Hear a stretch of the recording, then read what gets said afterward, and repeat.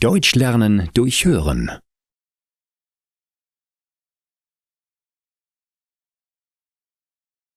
No-Name-Produkte.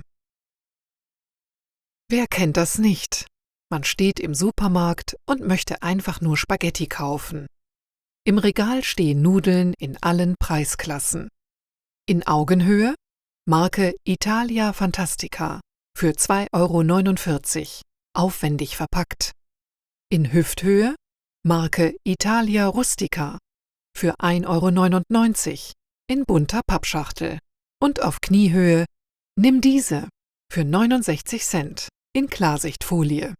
Ich vergleiche die Inhaltsangaben. Sie sind völlig identisch. Nur die Markennamen unterscheiden sich. Nimm diese ist keine Eigenmarke. Sie wird als No-Name-Produkt zu deutlich günstigerem Preis verkauft. Warum? Produkthersteller möchten ihre Ware zu einem möglichst hohen Preis verkaufen.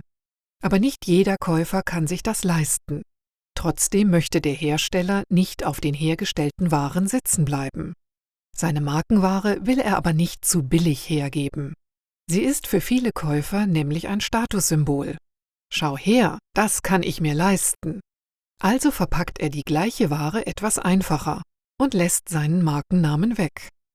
Das Produkt heißt jetzt beispielsweise Ja oder Gut und günstig. No-Name-Produkte sind also Zwillinge der Markenprodukte.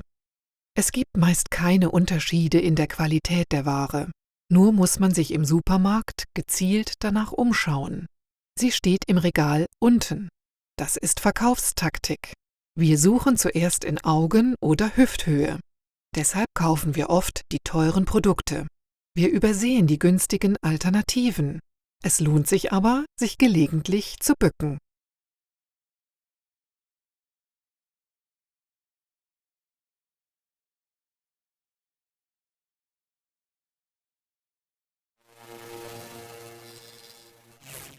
Deutsch lernen durch Hören.